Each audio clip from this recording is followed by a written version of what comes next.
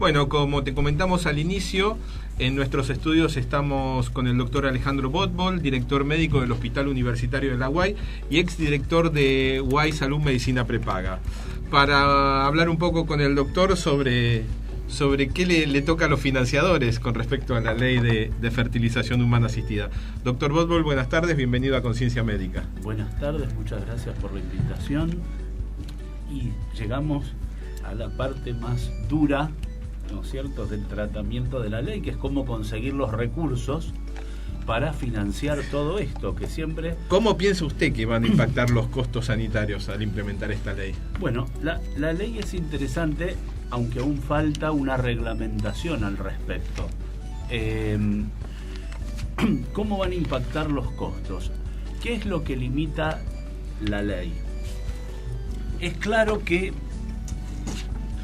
dentro de la redacción de la ley hay dos grupos que están limitados. Por un lado hay una limitación de la edad, que pide que las mujeres tengan entre 30 y 45 años, y por el otro lado hay una limitación en cuanto a que los extranjeros tienen que acreditar 10 años de residencia en el país para poder acogerse a los beneficios que la ley regula.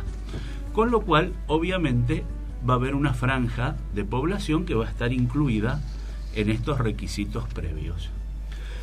No hay una previsión, ni cálculos previos, ni estadísticas oficiales al respecto que pueda medir qué cantidad de alcanzados por estos beneficios pueden potencialmente existir.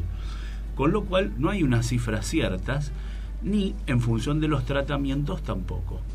Si bien es cierto que lograr el financiamiento de esto también va a obligar al Estado a ocuparse, como muy bien decía el entrevistado que me precedió, y a generar los recursos, no solo para financiar, sino los recursos para poder desarrollar estas técnicas en los hospitales públicos, tal cual también obliga al Estado la ley. Las prepagas ¿tienen previsto aumento de sus cuotas para poder cubrir los costos de estos tratamientos?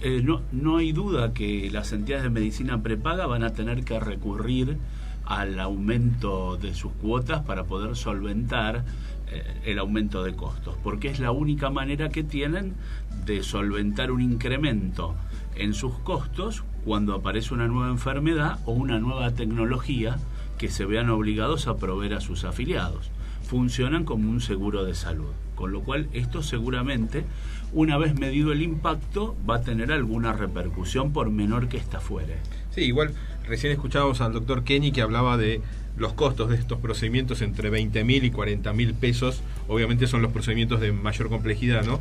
Y seguramente estos costos van a bajar, que yo creo que van a bajar no solo por la variable de ajuste que siempre termina siendo la mano de obra, o sea, el personal médico, sino por el volumen, o sea, al haber mayor volumen seguramente también van a bajar los costos. Ninguna duda, la escala va a tener mucho que ver en esto y evidentemente nada que uno produzca por unidad o que después multiplique por un factor importante va a tener el mismo costo, ni incluso en la compra de insumos o de tecnología.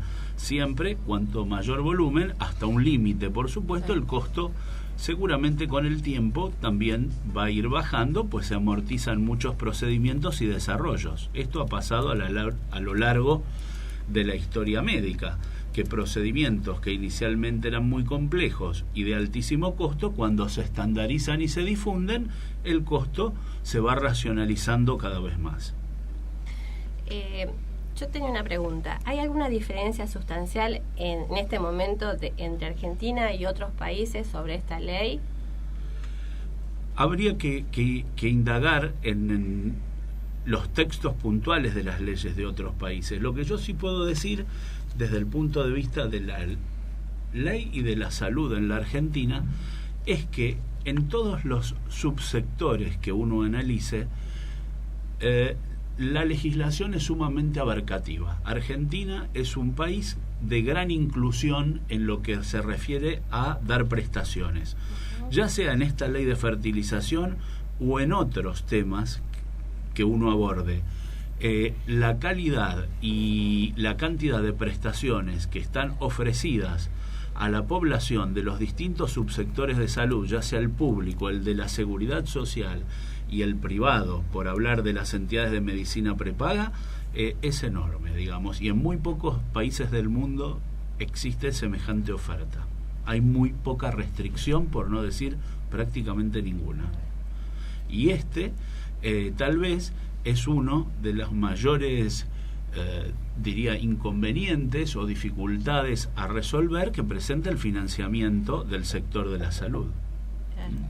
Lo que sí va a contramano del mundo en la Argentina es que, a diferencia de otros países donde crece cada vez más el sector público y el sector solidario, en la Argentina crece cada vez más el sector privado.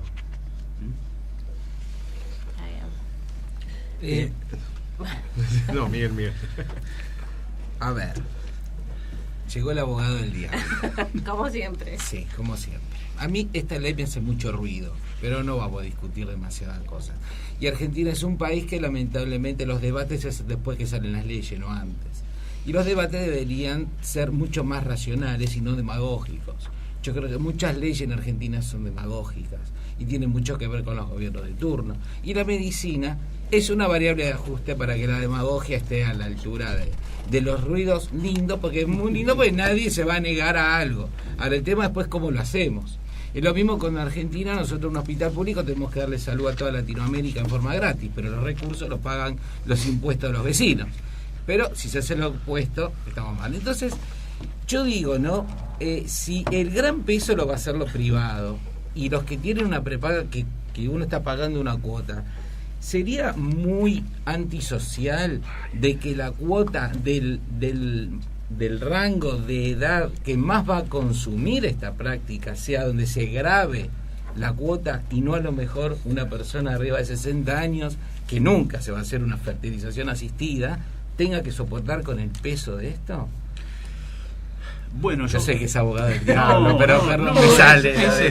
Es pertinente, digamos, el razonamiento. Yo creo que en realidad, obviamente, cada empresa diseñará su propia política y en función de su población y su pirámide verá cuál es realmente la política más conveniente para cada entidad. Pero realmente, si la carga no va a ser grande, sin duda la forma más efectiva de no impactar en forma importante a la población de cada una de las entidades sería prorratearlo entre todos sus afiliados. Obviamente cada una tendrá una realidad propia, analizando la misma y viendo qué impacto potencial puede tener, verá dónde generar el menor impacto posible en el área de sus asociados, ¿verdad? Pensándolo siempre como un seguro. También pasa, y un impacto similar puede verse ante la aparición de nuevas enfermedades, como hemos visto, por ejemplo, con las recientes epidemias de H1N1, de gripe A que hemos tenido, o años antes la aparición de la inmunodeficiencia adquirida. Es decir, ambos fueron desafíos al financiamiento de los sistemas de salud. Y después se equiparó. ¿Cómo se arregló todo esto? Y a lo largo del tiempo uno busca después racionalizar los recursos fijando nuevas prioridades.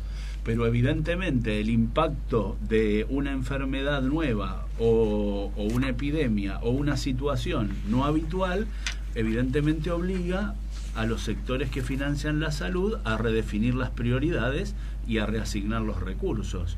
Y evidentemente aquí va a volver con la aparición de esta ley habrá que tomar una actitud semejante, ¿no? Ahora, ¿esto puede ser considerado una enfermedad? Bueno, de hecho, que obligatoriamente cubrirlo. Está considerada como una enfermedad por la OMS. Exacto, eso demuestro.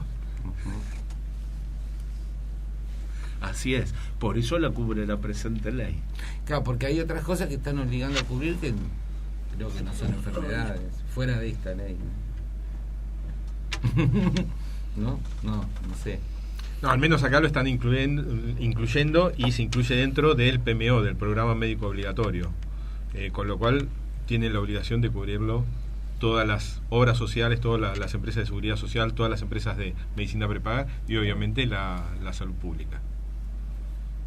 Es para discutir, es para ver esto que ya está aprobado por el Congreso todavía no ha sido reglamentado y no ha sido publicado, con lo cual hoy todavía la ley está en el papel.